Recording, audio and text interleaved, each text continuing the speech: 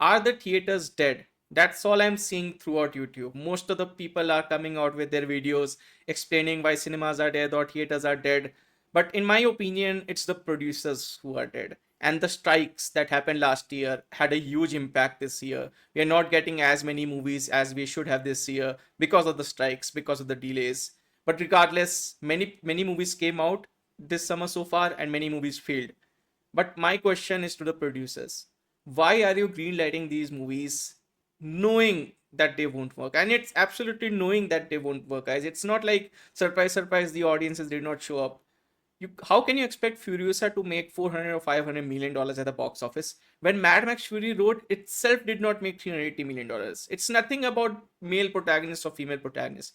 The original movie, which is considered a masterpiece by many people, failed to cross 400 million dollars at the box office. It barely broke even, and you're greenlighting a prequel to that movie, expecting it to make more, and it had an equal budget to Mad Max Fury Road. It was not like you cut down on the budget and you expect Furiosa to do well at the box office. Like, it's absolutely insane. I love Furiosa. I think it's almost as good as Mad Max Fury Road. But I never expected that movie to make 400 500 million dollars. It's just not that kind of a movie, guys. Same goes with Kingdom of the Planet of the Apes. If you look at War for the Planet of the Apes, it barely made $500 million at the box office. It made $470 million.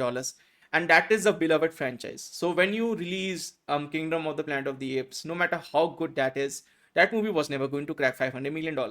It was never going to crack. And the fact that it made $370 million is still a very big deal. I think it's overall a decent enough performance. But again, it's not a kind of performance that is going to save the theaters or prolong the summer box office, as it did not have very long legs at the box office, and it was not very beloved either. And those are just two of the examples. The strikes had a major impact. We are not seeing two or three major releases each week. We are seeing at most one, and sometimes even not that. So that's hampering the box office, no doubt. But let me also tell you this. I'm going to name you four movies that are going to be massive hits at the box office. And you guys can come back to this video and tell me if I was wrong or not, but I'm very confident. Bad Boys Ride or Die, that's one.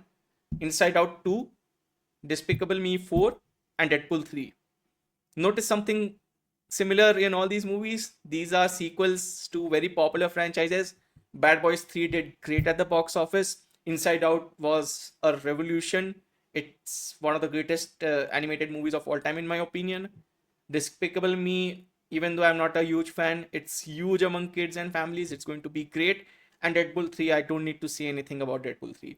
All of these are event movies, something that you have to take. Either your kids, adults, fanboys, MCU fans, Wolverine fans, even Will Smith is coming back with this movie, and many people want to see him on the screen because let's be honest, his slap was absolutely tragic and he deserved all the punishment that he got. And I think the Academy has banned him for so how many years I don't know, but he can't attend Oscars, guys, at least for the next 10 years. You can fact check me on that, but I'm pretty sure. So he has served his punishment and people are dying to see him back on screen. So these four movies are going to do great, guys. Even before coming out, I can say that. So if I can see which movie will work or which movie won't, why can't the producers? That's the only question I have. It's not all about making just a good movie. So Garfield is not a good movie. Why is it making that much money? Because it has a loyal audience that's going to come and watch it regardless of how good or bad the movie is. And that's what I choose to greenlight. You have to know that if that movie sucks, at least it makes its money back. And if it's good, it's going to be a box office hit. Again, producers have to take chances as well. Then only we'll get a Barbie or an Oppenheimer. But Barbie was directed by Greta Gerwig and it had Margot Robbie and it had amazing cameos and a star cast. And Barbie was a huge IP and you knew that at least the girls and the women would show up. Same with Oppenheimer, you had the Chris Nolan factor. Every movie needs to have an X factor. Okay, Bad Boys 3 has the Will Smith factor and it's a beloved franchise. And Bad Boys 3 did great. Despicable Me has a track record of all its movies doing great at the box office. Just go and check and see how successful they were. Inside Out 1 was great and Inside Out 2 looks even better, at least by the trailers and everything. And Deadpool 3 is just going to be absolutely amazing because it has the Deadpool 3 X Factor. It has the R-rated thing in the MCU for the first time. There are a lot of great things about Deadpool 3. And let's not take Deadpool 3 as the example. It's like an event movie that comes once every year. But when you look at a movie like Bad Boys and how it's being marketed, you have to cash in on those kinds of movies. You have to have a movie in your franchise that made money previously. Once the summer box office ends, I'm going to do a movie by movie analysis, and that is going to be a very in-depth video, not this informal kind of a video. But I just wanted to give you my thoughts on why it's not the cinemas or the theaters that are dying.